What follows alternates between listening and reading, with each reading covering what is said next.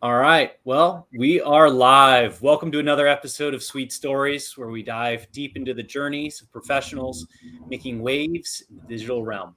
Today, we have the privilege of hosting an individual who's on our team and has seamlessly blended the world of sports, analytics, and business transformation. Randall West is a consultant here at Nuage, an alumnus of the Isenberg School of Management. We'll dive deeper into his story, what's resonated with him in his digital transformation journey from his days as a dual sport athlete, a D1 university, to mastering systems like SQL, SAP, Excel. Randall's got a pretty unique story, and we're really excited to share that with you all. I'm Louis Bala, partner here at Nuage. I'm here with my co-host, Gina Ostrowski. Randall, it's an honor to have you on Sweet Stories. Welcome. Thanks for having me. Yeah, Randall, it's a pleasure to have you here. It's great working with you as well. Let's get started. Could you maybe walk us through your unique journey in being a dual sport athlete to mastering the world of business analytics? Absolutely. So, regarding the dual sport athlete, I ended up getting a scholarship to UMass for football solely. And about 2 years into my football experience, there was an opportunity to try out for the basketball team. And it probably always been my first passion growing up. So I ultimately tried out and made it, which was pretty interesting experience. A lot of scheduling issues definitely came up that had to be addressed. So I was lucky to have some academic advisors to help me navigate those waters. But ultimately, it ended up being a great experience in both worlds. And it also led me to what I ultimately wanted to do, which was try to use some type of data perspective outlook to influence businesses and create positive outcomes. So that led me to my graduate degree in business analytics, which is a little different than my undergraduate degrees in economics and sport management. But I really wanted to have the ability to see metrics, take them in and try to visualize them, ultimately for whatever purpose, key stakeholders or your own decision making. And it was a great experience that I'll never forget in graduate school. And ultimately that parlayed into something that I wasn't even sure I'd get into NetSuite. So I ended up having a weird connection with a recruiter for Oracle NetSuite Direct. And it kind of snowballed from there. It was really one of the only interviews, I think I only took 2 coming out of college, and it just progressed faster and faster. And before I knew it, I was already signed on and fully a part of the ERP space and the tech space. So that's a little bit about my background and how I got there. But it's been a great experience so far.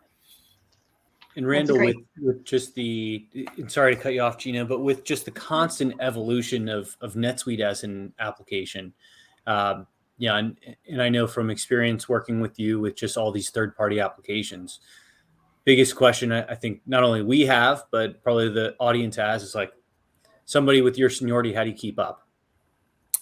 I think you always have to keep your eye out for new solutions to specific problems that businesses are trying to address.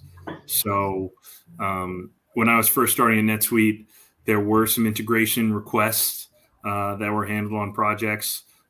Most of them post-implementation, a few of them during the implementation. Now what you're starting to see more and more is it's transitioning from post-implementation into the actual implementation because companies want to have that seamless transition after go live and not have to worry about setting it up after. So you kind of have to have your ear to the ground. I rely on a lot of other consultants here and Glenn to provide any new information on something that might be coming down the pipeline. Just so if it doesn't come across a project, and a lot of that you're going to learn on the job. It's a part of being a tech consultant is you see something that your client wants. You might not be as knowledgeable about it as you'd like, but once you do your due diligence, you become more and more comfortable with that specific aspect that they're asking for, and ultimately you're able to present it to them in a timely fashion. The pitfalls and the pros that they also would see by implementing that. Yeah, and I guess something that's touted, but also curious to get your thoughts. Are the integrations or the third-party apps getting easier and playing nicer with NetSuite, or is it still a total crapshoot because there's just more and more these days? I think it's nicer. I Okay. think and I was talking about it this morning with a client about Sligo. How 3 years ago when I started, Sligo was, yes, they were there, but there were a few other third-party providers that linked some of these integrations.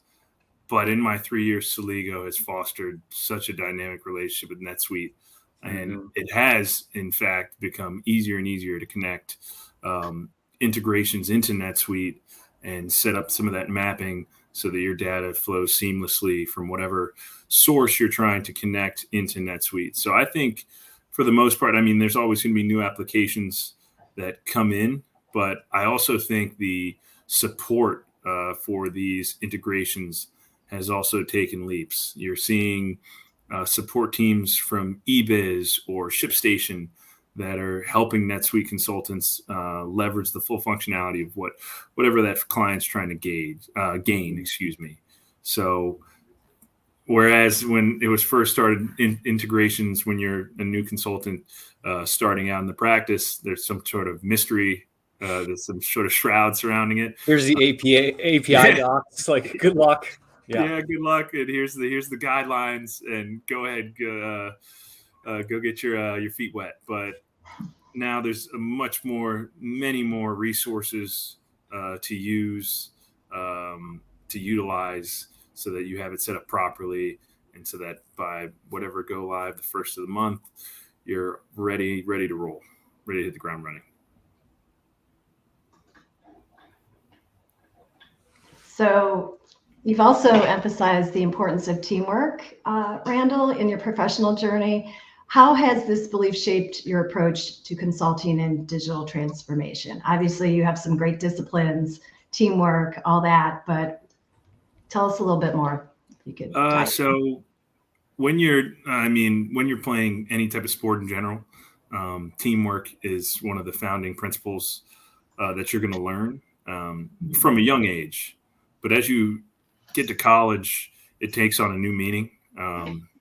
You have specific individuals like strength coaches and people that are overseeing how that teamwork and camaraderie is fostered and built. So because you're going to get so many, as opposed to high school or youth sports, those are the kids that you grew up with, you know them well. When you get into college, it's a melting pot.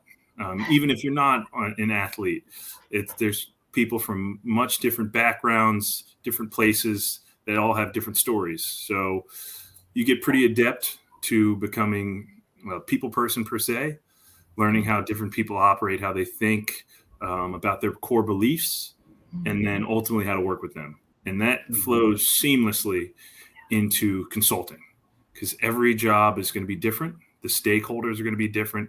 The end user is going to be different. The project manager is going to be different. So you really have to learn how to quickly, I should say, how to navigate personalities. So if you're dealing with a client that might be a little bit harder to work with, there could be specific easy wins that you can set yourself up for to gain trust from an early stage of that project.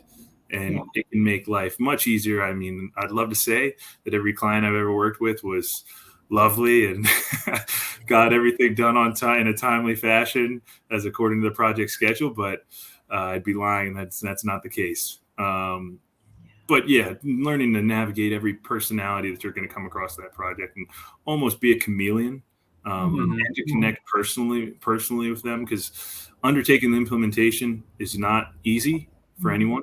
You're pretty much disrupting the lives of any end user that you have at that company. And you're forcing them to learn something new and go out of their comfort zone.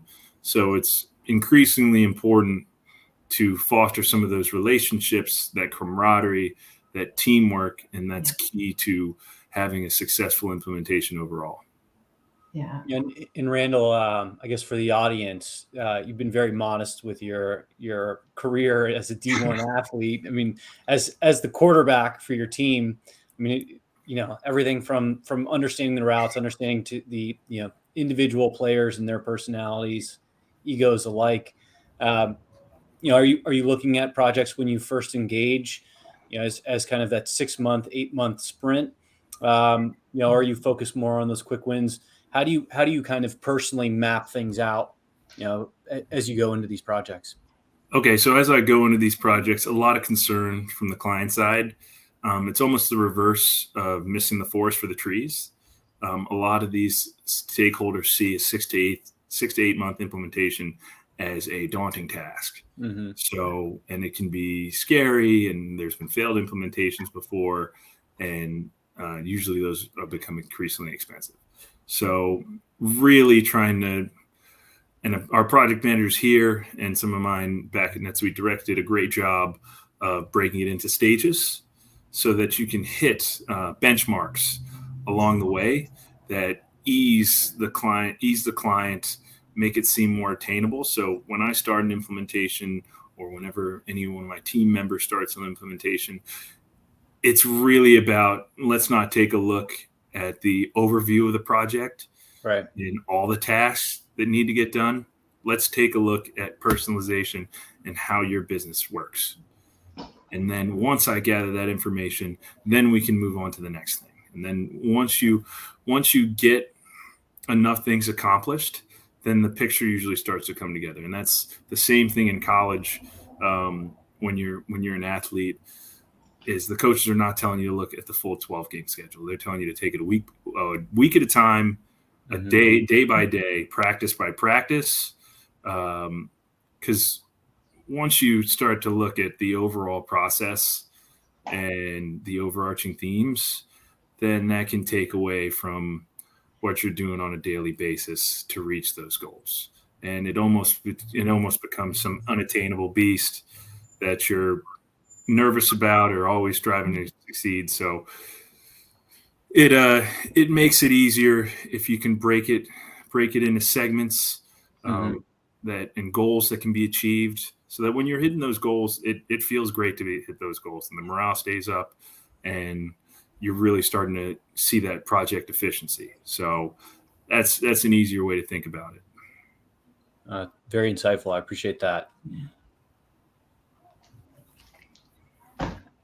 And I guess we'll end it with the best book that you've come across, or maybe in your past you've had a mentor or a resource of some sort that's been pivotal in shaping your perspective in business or technology. Could you share that with us, please? A couple resources. So one was my original manager at NetSuite. He's had some technical background, had been a consultant at NetSuite. So it's always nice to know that your manager has been in your shoes. And also when you're a young consultant and you're still learning everything, and they throw you in the practice, and you're not going to know everything. You're going to make mistakes. You're going to get specific clients that hound you, and there's going to be bad days. So having somebody in your corner to calm you down, tell you it's okay that you don't know everything, and have your back is really, really essential in any profession, in any industry, to becoming a successful professional in whatever you're doing. Two, I think it was, and he might not even know this, I had another consultant named Devin, and this was probably the first project I'd seen that was a problem stakeholder that was very concerned about the success of the project, and always something going on. And watching the way he handled that project from a consulting perspective, it's solely, not to say that he wasn't a talented consultant technically, but just from managing personalities and consulting skills, that was the first time I'd ever seen somebody handle a set of problems in an efficient manner that really fostered a ton of trust with the client, and allowed it to not be as hostile at times, allowed it to be a little bit more light, so that when you're coming into NetSuite, Because what you want is you want to have a good experience. You want to be able to come into an implementation and look forward to some of those meetings, even though it's not glamorous to go through a 2-hour walkthrough on your financials or your procurement. But if you can have a good overall perspective or outlook on that project, then it makes it all the easier when you're going through some of those calls. So that was great for me to see, great learning experience, and I appreciate both of them probably more than they know. Yeah, it's important, those early mentors early in your career. I think I can remember mine specifically, and they just take a hold of you and help you with disciplines and, work ethic and all that good stuff. Accountability is key. For sure. Definitely. Well, we, Randall, want to thank you for joining us today, sharing your insights, experience in the dynamic kind of world of all things business, NetSuite.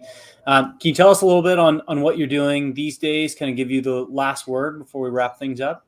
Sure. So we've been specializing on some manufacturing projects lately. So I've been learning a lot of new things about design to build and inventory in manufacturing that I hadn't been as up to speed for originally. And then also a lot of my work recently, specifically this summer and last spring, has gone into our Stratus engagement. So managed service contract that provides support to a bunch of our clients on a monthly basis, which is different than in a normal implementation, but it's also very interesting because you get a lot of oddball questions that you may not know if it's possible in NetSuite, and you have to do your due diligence, and you end up coming across elegant solutions that other consultants have used to work around specific principles. And then you also go down a rabbit hole and find out it's not achievable. So, and then you have to rethink. So it really sparks your creativity as a consultant, which I always thought was good to have. And then it's been great I've been lucky enough to work with very, very nice, accommodating clients as a part of Stratus. And I can't say enough for what it's been so far. And I guess from a personal level, I know you're I believe it's a Giants fan for football, right? Absolutely. How hard do you think the Jets are going to go this year? You think they're going to go all the way with Rodgers, or? I don't know. I actually watched Hard Knocks last night on that, and it's the AFC is just it's a tough conference. I mean, I could see them potentially winning the AFC East, but that division is absolutely stacked. The Dolphins and the Bills, and then you have the Chiefs that are going to be there. The Jaguars are coming up, which I'm sure people in Jacksonville are real happy about that. And then you got the Chargers and a bunch of these young teams that are trying to work their way up. So the AFC is going to be a juggernaut this year. Yeah, I think they have a chance to be pretty good. Maybe Final Four teams in the AFC, but it's going to be a steep climb for them to try to make it all the way through the AFC to the Super Bowl at least. Yeah. Well, maybe a story for another time. Randall, a couple of us, Trevor Lawrence screwed up Waffle Houses. We love our Trevor. No, could not go to Waffle House. No, it was packed. So, to our listeners, just remember the journey to digital transformation is a marathon. It's not a sprint. At Nuage, we're dedicated to assisting businesses in harnessing the power of NetSuite. You don't have to do it alone. The Nuage team is here to guide you. I think Randall's a great testament to that. Thanks for joining us. We look forward to bringing you more insights from industry leaders in our upcoming episodes of Sweet Stories. If you have any feedback, questions, or suggestions for future guests, please reach out to us at Nuage. Thank you, Randall, again. We appreciate your time today. Thank you to my co-host, Gina. Hope everybody has a great day. Thanks for having me.